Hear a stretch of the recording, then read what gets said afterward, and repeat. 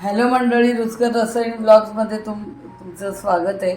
आज मी तुम्हाला कांद्याच्या पातीची भाजी दाखवते। जी भाजी कोरडी आहे एकदम, तर तशी तुम्हाला मी भाजी दाखवते। आणि त्या कांद्याच्या पातीचा झुणकासुद्धा याला म्हणतात, कारण आपण त्याच्यामध्ये बेसन पीठ पण घालणार आहोत। तर ही कांद्याची पात अशी मी बारीक चिरून घेतलेली, एकदम फ्रेश कांद्याची पात आहे। एका जोडीची पात मी अशी चिरून घेतली आहे आणि त्याला असलेला मागे जो पांढरा कांदा आहे तो मी एक घेतला आणि तोही बारीक चिरून घेतला आहे।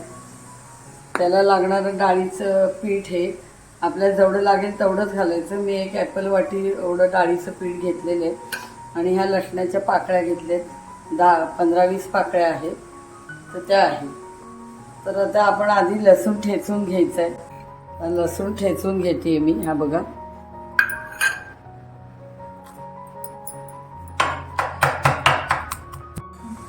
अशा प्रकारे लसूण असा ठेचून घेतला आहे बघा। इथे गॅसवर तेल गरम फोडणी इतकं ठेवलेलं आहे। 5-6 ह्याला जरा तेल जास्ती घ्यायचं। 6-7 चमचे मी टेबलस्पून घेतलेले। 1 चमचा मोहरी घालते, थोडं जिरं घालते,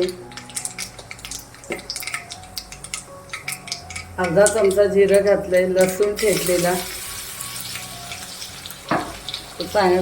चांगला लाल होऊन द्यायचा आहे। नंतर थोडंसं हिंग,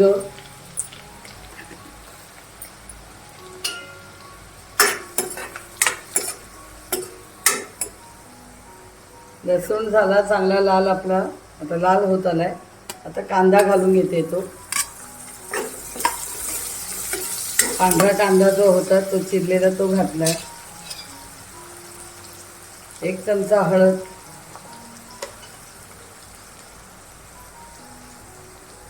अर्धा चमचा तिखट तुमच्या आवडीनुसार घाला।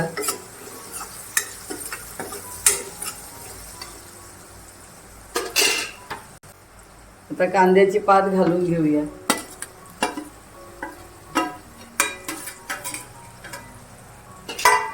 आणि त्याच्यावर थोडंसं मीठ घालायचे चवीनुसार।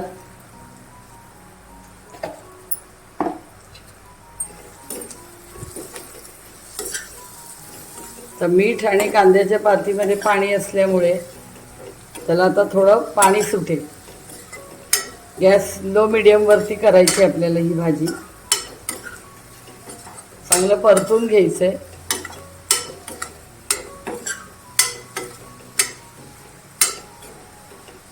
आणि पाणी टाकायची काहीच गरज नाही, कारण आता पाणी सुटेल। गॅस लो मीडियम ठेवून वरती झाकणी ठेवायची। झाकणी ठेवल्यामुळे पाणी सुटेल आता त्याला। आता आपण झाकण काढूया। हे बघा, पाणी सुटलंय, त्याच्यातच आपली ही भाजी होऊन जाते। वेगळं पाणी घालायची गरज नाही। जर वाटलं तुम्हाला तर घाला, नाही तर तशी गरज नाही। लो फ्लेमवरती आता मी पुन्हा झाकण ठेवले, लो फ्लेमवरती ठेवलेलं आहे। पण कांद्याच्या पातीला मीठ घातल्यानंतर पाणी सुटतंच। तर झाकण काढून घेऊया।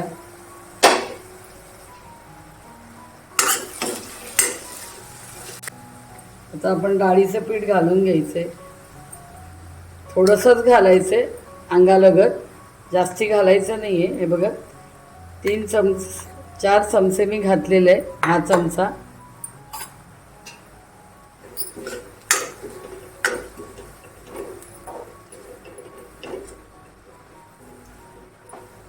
बघा, 4 चमचा व्यवस्थित झालं आहे आपलं। लागलं तर कमी जास्ती तुम्ही करू शकता। आणि पुन्हा आता झाकणी ठेवायची आपल्याला। थोडा अजून घालते, 1 चमचा अजून घालते।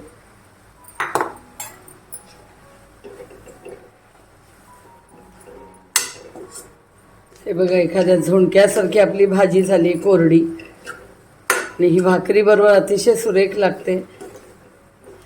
भाकरी, पोळी, गरम गरम भाजी आणि गरम गरम भाकरी।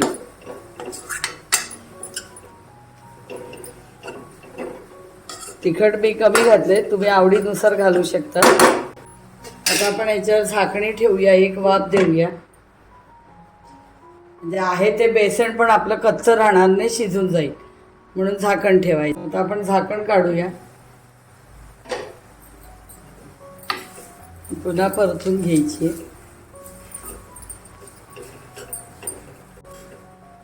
आपली ही भाजी झालेली आहे. आता मी सर्विंग प्लेटमध्ये काढून दाखवते. अतिशय सुरेख सुगंध सुटला आहे कांद्याच्या पातीचा. आपली ही भाजी झाली, मी प्लेटमध्ये काढून दाखवते. अशा प्रकारे तुम्हाला मी कांद्याची पातीची भाजी दाखवलेली आहे, जी झुणक्यासारखी झालेली आहे. तर पातीचा झुणकाही याला म्हणता तुम्ही, म्हणू शकता. तर ही रेसिपी मी तुम्हाला करून दाखवलेली आहे. आणि ही जी झुणका आहे, पातीचा झुणका किंवा पातीची भाजी, ही तुम्ही पोळी फुलका भाकरीबरोबर खाऊ अतिशय अप्रतिम लागते. आणि हे टिफिनला पण प्रवासात तुम्ही नेऊ शकता, कारण ही भाजी 5-6 तास आरामात राहते चांगल्या प्रकाराने. तर तुम्ही ही रेसिपी करून बघा, कॉमेंट्स करा. आणि तुमच्याकडे पण अशा प्रकारे भाजी होते का हेही सांगा. माझ्या रेसिपीला लाईक करा, शेअर्स करा, कॉमेंट्स करा आणि सबस्क्राईब करा. थँक्यू.